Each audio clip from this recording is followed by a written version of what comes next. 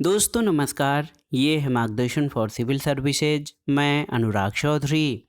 दोस्तों आज की वीडियो में प्रस्तुत है महात्मा गांधी के विचार एवं दर्शन से संबंधित महत्वपूर्ण तथ्यों पर आधारित ऑडियो नोट्स।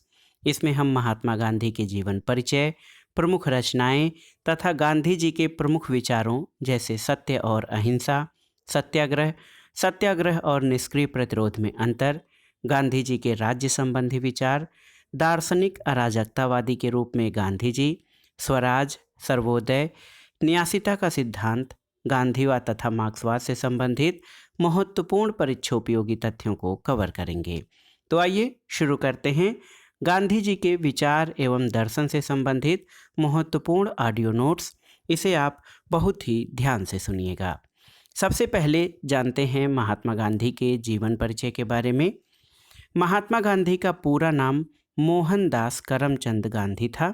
महात्मा गांधी का जन्म 2 अक्टूबर 1869 को गुजरात के पोरबंदर नामक स्थान पर हुआ था। उनके पिता का नाम करमचंद गांधी और माता का नाम पुतलीबाई था। उनके पिता करमचंद गांधी पोरबंदर राज्य के दीवान थे। उन्होंने वर्ष 1906 में दक्षिण अफ्रीकी सरकार के एशियाटिक रजिस्ट्रेशन एक्ट के विरुद्ध सफलतापूर्वक सत्याग्रह किया था।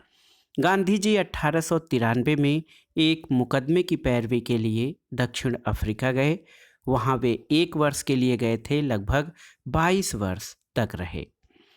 दक्षिण अफ्रीका में गांधी जी ने प्रवासी भारतीयों के प्रति अंग्रेजों की नीति से नाराज होकर इसके विरुद्ध 1893 से 1914 तक अहिंसात्मक संघर्ष किया। गांधी जी वर्ष 1915 में दक्षिण अफ्रीका से वापस भारत लौट आए। गांधी जी ने भारत में पहला सत्याग्रह वर्ष 1917 में बिहार के चंपारण नामक स्थान पर किया, जिसे चंपारण सत्याग्रह के नाम से जाना जाता है। गांधी जी ने अपने विचारों को वर्ष 1909 में हिंद स्वराज नामक पुस्तक में संकलित किया। वर्ष 1920 में गांधी जी के नेतृत्व में असहयोग आंदोलन प्रारंभ हुआ, जो फरवरी 1922 तक चला। वर्ष 1930 में गांधी जी ने ब्रिटिश शासन के विरुद्ध सविनय अवज्ञा आंदोलन का संचालन किया। 1942 में इन्होंने भारत छोड़ो आंदोलन यानी क्विट इंडिया मूवमेंट में शामिल होने के लिए लोगों का आह्वान किया तथा करो या मरो का नारा दिया। गांधी जी के व्यक्तित्व पर टॉल्स्टॉय, रस्किन बॉन्ड और थ्योरो की रचनाओं का गहरा प्रभाव पड़ा था। गांधी जी ने बाइबिल के अध्याय पर्वत प्रवचन से इस बात को ग्रहण किया था कि अत्याचारी का प्रतिकार मत करो, वरन जो तुम्हारे दाएं गाल पर चाटा मारे उसके सामने बायां गाल भी कर दो, अपने शत्रु से प्रेम करो। गांधी जी ने जॉन रस्किन की पुस्तक अनटू दिस लास्ट पढ़ा और वे इससे इतना अधिक प्रभावित हुए कि उन्होंने सर्वोदय नाम से इसका गुजराती भाषा में अनुवाद किया। इस पुस्तक से उन्होंने निम्नलिखित सीख दी कि एक वकील के कार्य भी उतना ही महत्वपूर्ण है जितना कि एक नाई का कार्य। एक व्यक्ति का हित सभी व्यक्तियों के हित में निहित है और शारीरिक श्रम करने वाले किसान या कारीगर का जीवन ही वास्तविक जीवन है। और ये सभी सीख या शिक्षाएं गांधी जी ने जॉन रस्किन की पुस्तक अनटू दिस लास्ट से ग्रहण किया। महात्मा गांधी की प्रमुख रचनाएं और पत्र पत्रिकाओं में हिंद स्वराज, सत्य के साथ मेरे प्रयोग जो कि उनकी आत्मकथा है, इंडियन ओपिनियन पत्रिका रही, हरिजन, नवजीवन और यंग इंडिया थे। अब आइए जानते हैं महात्मा गांधी के प्रमुख विचारों के बारे में। तो महात्मा गांधी का नाम जिस विचार से सबसे अधिक घनिष्ठता से जुड़ा है वह है सत्य और अहिंसा। गांधी जी ने अपने विचारों में सत्याग्रह पर अधिक बल दिया। सत्याग्रह से आशय है सत्य के लिए आग्रह, यानी सत्य पर अडिग रहना, चाहे उसके लिए कितना भी कष्ट क्यों न उठाना पड़े। गांधी जी सत्य की प्राप्ति के लिए अहिंसा का मार्ग अपनाने का समर्थन करते थे, इसलिए सत्य की प्राप्ति के लिए उन्हें स्वयं कष्ट सहना मंजूर था। गांधी जी के अनुसार सत्याग्रह एक ऐसा आध्यात्मिक सिद्धांत है जो मनुष्य मात्र के प्रेम पर आधारित है। इसमें विरोधियों के प्रति घृणा की भावना नहीं है। गांधी जी सत्य के साथ ही साथ अहिंसा पर बहुत बल देते थे। उनके अनुसार अहिंसा कायरता का नहीं बल्कि वीरता का प्रतीक है। गांधी जी अहिंसा के विषय में यंग इंडिया के एक अंक में लिखते हैं कि यद्यपि अहिंसा का अर्थ क्रियात्मक रूप से जानबूझकर कष्ट उठाना है, तथापि ये सिद्धांत दुराचारियों के सामने हथियार डालने का समर्थन नहीं करता। महात्मा गांधी का विचार है कि वही व्यक्ति सत्य, अहिंसा और प्रेम के तत्व को समझ सकता है जो अंतः चेतना और आत्मा में विश्वास करता हो। गांधी जी का कहना है कि अहिंसा में समस्त समस्याओं के निराकरण की शक्ति है। तो सत्य और अहिंसा, गांधी जी सत्य को ईश्वर के समतुल्य मानते हैं और उनका मानना है कि सत्य का मार्ग पकड़कर व्यक्ति जो चाहे वो प्राप्त कर सकता है। अब आइए सत्याग्रह के बारे में जानते हैं। सत्य और अहिंसा का अटूट संबंध सत्याग्रह के विचार को जन्म देता है। सत्याग्रह का शाब्दिक अर्थ है सत्य प्लस आग्रह, यानी सत्य के लिए आग्रह या सत्य पर अडिग रहना, चाहे इसके लिए कितनी ही कठिनाइयाँ क्यों न आएं। सत्याग्रह सामाजिक क्रांति का गांधीवादी तरीका है। गांधी जी के अनुसार अपने विरोधियों को दुखी करने के बजाय स्वयं पर दुख डालकर सत्य की विजय प्राप्त करना ही सत्याग्रह है। सत्य क्या है, इसका निर्णय कैसे हो, इस प्रश्न के उत्तर में गांधी जी कहते हैं कि जब कोई व्यक्ति अहिंसा का पालन करते हुए अपनी आत्मा को शुद्ध कर लेता है तो उसकी अंतरात्मा ही सत्य का दर्पण बन जाती है। गांधी जी का कहना है कि जब मनुष्य को इस बात का विश्वास हो जाए कि वह सत्य के मार्ग पर चल रहा है, तब चाहे उसे कितनी भी बाधाएं और यातनाएं क्यों न सहन करनी पड़ी, अपने मार्ग से तनिक भी विचलित न होना ही सत्याग्रह है। गांधी जी के अनुसार प्रत्येक व्यक्ति सत्याग्रही नहीं बन सकता है। सत्याग्रही में कुछ निश्चित गुण होने चाहिए, जैसे वह सत्य पर चलने वाला हो, अनुशासन में रहने का अभ्यस्त हो, मन, वचन और कर्म से अहिंसा में विश्वास रखने वाला हो, वह छल कपट, झूठ, हिंसा इत्यादि का सहारा न लेता हो। गांधी जी ने हिंद स्वराज में सत्याग्रही को निम्नलिखित व्रतों का पालन करना आवश्यक बताया, जिनमें सत्य, अहिंसा, अस्तेय, ब्रह्मचर्य, अपरिग्रह, शारीरिक श्रम, अस्वाद, निर्भयता, सभी धर्मों को समान दृष्टि से देखना, स्वदेशी और अस्पृश्यता निवारण। सत्याग्रह और निष्क्रिय प्रतिरोध में कुछ अंतर हैं, आइए इसके बारे में भी थोड़ा सा जान लें। सत्याग्रह, दोस्तों, सत्याग्रह के अंतर्गत अहिंसा के सिद्धांत को नीति के रूप में नहीं बल्कि आदर्श के रूप में अपनाया जाता है, जबकि निष्क्रिय प्रतिरोध में अहिंसा का पालन मौलिक सिद्धांत के रूप में नहीं बल्कि निर्बलता के कारण किया जाता है। सत्याग्रह में सत्याग्रही विरोधी को कष्ट पहुंचाने के बजाय स्वयं ही कष्ट झेलता है, जबकि निष्क्रिय प्रतिरोध के अंतर्गत शत्रु को परेशान करने के उद्देश्य से कार्य किया जाता है। सत्याग्रह वीरों का शस्त्र है। सत्याग्रह करने के लिए निर्भयता और हिम्मत की जरूरत पड़ती है। निष्क्रिय प्रतिरोध निर्बलों का शस्त्र है। सत्याग्रह प्रेम मूलक है, यह विरोधी के प्रति प्रेम और उदारता की भावना पर आधारित है, जबकि निष्क्रिय प्रतिरोध एक प्रकार से द्वेष, घृणा और अविश्वास पर आधारित है। सत्याग्रह का अपना जीवन दर्शन है और उसमें रचनात्मक कार्यक्रम को महत्वपूर्ण स्थान प्राप्त है, जैसे गांधी जी ने सत्याग्रह आंदोलन के दौरान प्रौढ़ शिक्षा, खादी, अस्पृश्यता निवारण, मद्यपान निषेध आदि कार्यक्रमों को अपनाया, जबकि निष्क्रिय प्रतिरोध में रचनात्मक प्रवृत्ति का या कार्यों के लिए स्थान नहीं है, इसका किसी विशिष्ट जीवन दर्शन पर भी बल नहीं दिया जाता है। गांधी जी ने सत्याग्रह के कुछ रूपों की भी चर्चा की है। पहला है असहयोग आंदोलन। जनता द्वारा शासन में सहयोग से इनकार करना। सविनय अवज्ञा आंदोलन, अहिंसक और विनम्रतापूर्वक बुरे कानूनों की अवज्ञा करना। अनशन करके विरोधी के मन को आंदोलित कर देना, जिससे वह अन्याय के पथ से हटकर न्याय के पथ पर चलने के लिए नैतिक रूप से विवश हो जाए। हड़ताल, गांधी जी के अनुसार हड़ताल आत्मशुद्धि के लिए किया जाने वाला स्वैच्छिक प्रयत्न है, जिसका लक्ष्य है स्वयं कष्ट सहकर विरोधी के हृदय को परिवर्तित करना। हड़ताल करने के लिए मांगे नितांत स्पष्ट और उचित होनी चाहिए। अब आइए जानते हैं गांधी जी के राज्य संबंधी विचारों के बारे में।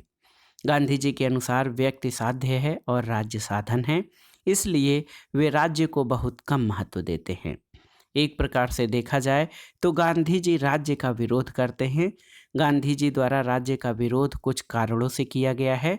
वो कहते हैं कि राज्य का आधार शक्ति या बल प्रयोग है, जिससे व्यक्ति के नैतिक विकास में बाधा पहुंचती है।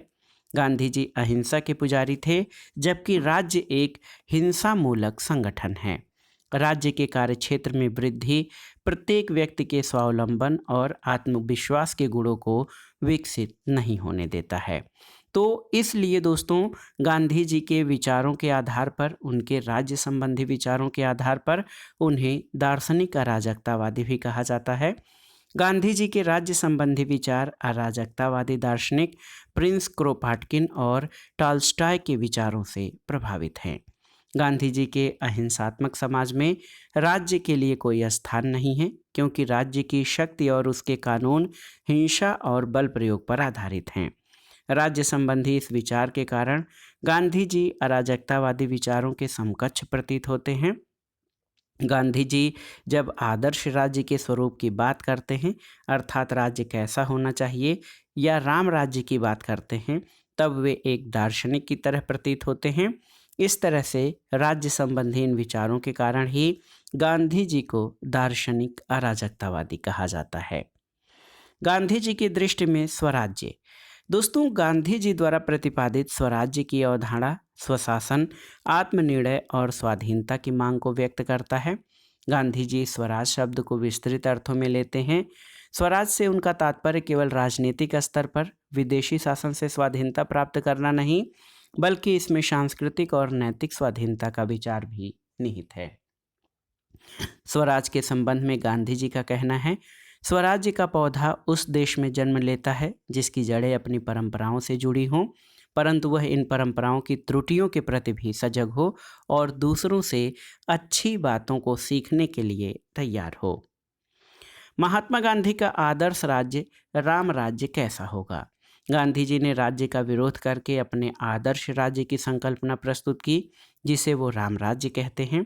गांधी जी के आदर्श राज्य की कुछ विशेषताएं हैं। पहला तो ये कि ये राम राज्य अहिंसात्मक समाज होगा। इसमें किसी भी स्तर पर हिंसा को स्थान नहीं होगा। सत्ता विकेंद्रित होगी। आर्थिक क्षेत्र में विकेंद्रीकरण को अपनाया जाएगा। शासन का स्वरूप लोकतांत्रिक होगा।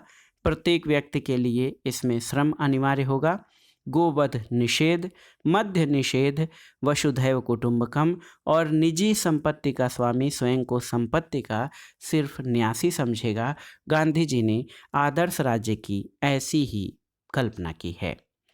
अब आइए सर्वोदय के बारे में जानते हैं। तो सर्वोदय से तात्पर्य सबका उदय या उत्थान है। गांधी जी ने सर्वोदय शब्द का प्रयोग ऐसी जीवन पद्धति का संकेत देने के लिए किया जो सत्य और अहिंसा पर आधारित हो।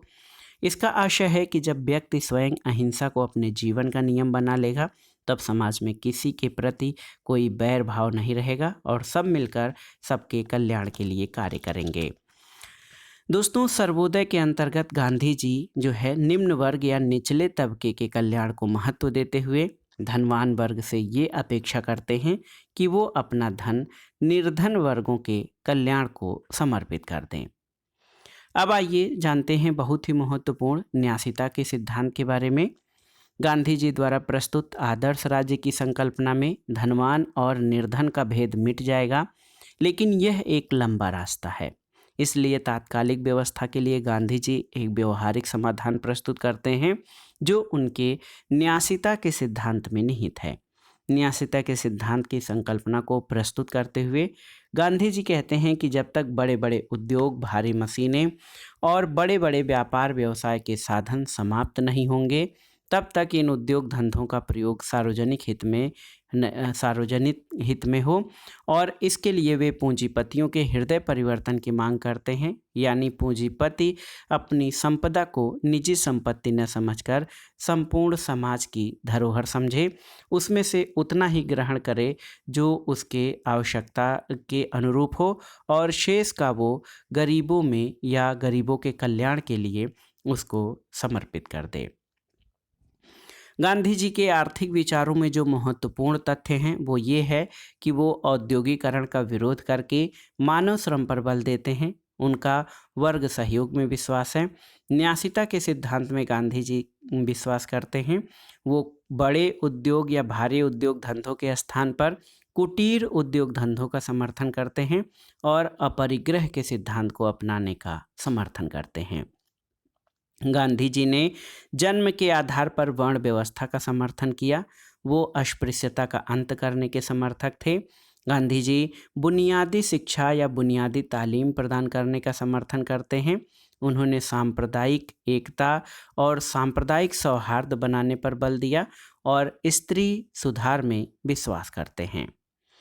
एक जो महत्वपूर्ण तुलनात्मक अध्ययन किया जाता है गांधी जी और मार्क्स में, तो गांधीवाद और मार्क्सवाद का तुलनात्मक अध्ययन भी देख लेते हैं शार्ट में। तो सबसे पहले जानते हैं गांधीवाद और मार्क्सवाद में समानताएं। तो दोनों ही विचारधाराएं सामाजिक अन्याय का विरोध करती हैं। श्रम को अनिवार्य माना जाता है क्योंकि दोनों इस बात को स्वीकार करते हैं कि जो काम नहीं करेगा वो खाएगा भी नहीं। दोनों मानवतावादी दर्शन हैं क्योंकि गांधी और मार्क्स दोनों का उद्देश्य जन कल्याण और मानवता का विकास करना है। दोनों का अंतिम लक्ष्य राज्यहीन और वर्गहीन समाज है और दोनों विचारक विचारधाराओं का मुख्य उद्देश्य विश्व को शोषण और युद्धों से मुक्त करके अंतर्राष्ट्रीय शांति की स्थापना करना चाहते हैं और दोनों विचारधाराएं पीड़ित पक्ष का समर्थन करती हैं। समानताओं के बावजूद गांधीवाद और मार्क्सवाद में कई मूलभूत अंतर हैं। जैसे गांधी जी नैतिक सिद्धांतों और मूल्यों पर जोर देते थे, तो गांधीवाद में नैतिक मूल्यों पर जोर दिया गया है, जबकि मार्क्सवाद भौतिकता पर आधारित दर्शन है। इसमें भौतिकता और धन पर जोर दिया जाता है। गांधीवाद साधन और साध्य की पवित्रता में विश्वास करता है, जबकि मार्क्सवाद मानता है कि साध्य पवित्र होना आवश्यक है, न कि साधन। मार्क्स के अनुसार श्रेष्ठ लक्ष्य की प्राप्ति के लिए कोई भी या क्रांति के साधन अपनाए जा सकते हैं। गांधीवाद वांछित लक्ष्य की प्राप्ति अहिंसा के जरिए करने का समर्थन करता है, जबकि मार्क्सवाद वांछित लक्ष्य की प्राप्ति के लिए हिंसा का प्रयोग नितांत आवश्यक मानता है। गांधीवादी विचारधारा धर्म और आध्यात्म पर आधारित विचारधारा है, जबकि मार्क्सवाद ईश्वर के अस्तित्व में विश्वास नहीं करता है और मार्क्स धर्म को जनता की अफीम कहता है। गांधीवाद वर्ग सहयोग पर बल देता है, जबकि मार्क्सवाद वर्ग संघर्ष पर आधारित है। गांधीवाद निजी संपत्ति को नष्ट करके उसके स्थान पर जो है पूंजीपति को न्यासी के रूप में रखने का समर्थन करता है, जबकि मार्क्सवाद निजी संपत्ति के उन्मूलन पर बल देता है। गांधीवादी विचारधारा लोकतंत्र का समर्थन करती है, जबकि मार्क्सवाद लोकतंत्र में विश्वास नहीं करता। गांधीवाद पूंजीपतियों का हृदय परिवर्तन करके केवल अस्थायी रूप से बड़े बड़े उद्योगों के चलने का समर्थन करता है, फिर धीरे धीरे इन उद्योगों के स्थान पर छोटे छोटे कुटीर उद्योग स्थापित करने का समर्थन करता है। मार्क्सवाद पूंजीपतियों को हटाकर बड़े बड़े उद्योग कायम रखना चाहता है। दोस्तों, गांधीवाद सामाजिक परिवर्तन लाने के लिए सत्याग्रह में विश्वास करता है, जबकि मार्क्सवाद परिवर्तन लाने के लिए क्रांति में विश्वास करता है। तो ये था गांधीवाद और मार्क्सवाद में अंतर। अब आइए परीक्षाओं की दृष्टि से कुछ महत्वपूर्ण तथ्यों और कथन को देख लेते हैं। आचार्य विनोबा भावे गांधीवाद और मार्क्सवाद पर टिप्पणी करते हुए कहते हैं, दोनों दर्शन आमने सामने एक दूसरे को निगलने के लिए तैयार हैं। यानी विनोबा भावे ने मार्क्सवाद और गांधीवाद को एक दूसरे का विरोधी दर्शन माना है। आइंस्टीन ने गांधी जी के संबंध में कहा है कि आने वाली पीढ़ियां शायद ही इस बात पर विश्वास कर सकेंगी कि उन जैसे हाड़ मांस का पुतला कभी इस भूमि पर पैदा हुआ था। गांधी जी ने बाइबिल के अध्याय पर्वत प्रवचन से इस बात को ग्रहण किया, अत्याचारी का प्रतिकार मत करो, वरन जो तुम्हारे दाएं गाल पर चाटा मारे उसके सामने बायां गाल कर दो, अपने शत्रु से प्रेम करो। गांधी जी धर्म और राजनीति के संबंध के विषय में कहते हैं कि जो ये कहते हैं धर्म का राजनीति से कोई संबंध नहीं है, वे ये नहीं समझते कि धर्म का अर्थ क्या है। धर्म से पृथक कोई राजनीति नहीं हो सकती है। धर्म से पृथक राजनीति मृत्यु जाल के समान है, क्योंकि ये आत्मा का हनन करती है। गांधी जी साधन और साध्य की पवित्रता के विषय में कहते हैं, साधन बीज हैं और साध्य वृक्ष, इसलिए जो संबंध बीज और वृक्ष में है वही संबंध साधन और साध्य में है। मैं शैतान की उपासना करके ईश्वरोपासना का फल नहीं प्राप्त नहीं कर सकता। गांधी जी हेनरी डेविड थ्योरो के इस विचार से पूर्णतया सहमत थे कि सर्वोत्तम सरकार वो है जो सबसे कम शासन करती है। गांधी जी ने यंग इंडिया के एक अंक में लिखा कि मैं भारतवर्ष का उत्थान इसलिए चाहता हूँ जिससे संपूर्ण विश्व का हित हो सके। मैं भारतवर्ष का उत्थान दूसरे राष्ट्र के विनाश पर नहीं चाहता। गांधी जी के अनुसार अधिकारों का वास्तविक स्रोत कर्तव्य हैं। यदि हम अपने कर्तव्यों का पालन करें तो अधिकार हमसे दूर नहीं रह जाएंगे, लेकिन यदि हम कर्तव्यों को अधूरा छोड़कर अधिकारों के पीछे दौड़ेंगे तो अधिकार हमसे मृग तृष्णा के समान दूर होते जाएंगे। यानी हम अपने कर्तव्य करें, अधिकार हमें अवश्य मिलेंगे। रोमारोला गांधी जी के धर्म संबंधी विचार के बारे में कहते हैं कि उनकी विचारधारा एक 2 मंजिले भवन की तरह है। नीचे धर्म का ठोस और मजबूत आधार है तथा कभी न डिगने वाले इस आधार पर ही राजनीतिक और सामाजिक विचारधारा का प्रतिपादन किया गया है। और अंत में प्रोफेसर मजूमदार के अनुसार गांधी जी के राजनीतिक दर्शन की सौर प्रणाली में मानव सूर्य है। तो दोस्तों ये था आज का वीडियो, या यूँ कहें कि आज का ऑडियो नोट्स। इसमें हमने महात्मा गांधी के विचार और दर्शन से संबंधित तथा परीक्षाओं की दृष्टि से संबंधित महत्वपूर्ण कथनों पर आधारित इस ऑडियो श्रृंखला को सुना। आप इसे बहुत ध्यान से सुनिएगा, क्योंकि जो भी तथ्य, कथन और जो महत्वपूर्ण विचार दिए गए हैं वो आपके परीक्षाओं के लिए भी महत्वपूर्ण हैं। आप इसको तैयार कर लीजिएगा। दोस्तों ये श्रृंखला हम शुरू कर रहे हैं। ये वीडियो आपको कैसा लगा हमें कमेंट बॉक्स में ज़रूर बताइएगा। वीडियो को लाइक करें, शेयर करें और इस चैनल मार्गदर्शन फॉर सिविल सर्विसेज को सब्सक्राइब करें। वीडियो देखने के लिए धन्यवाद। नमस्कार।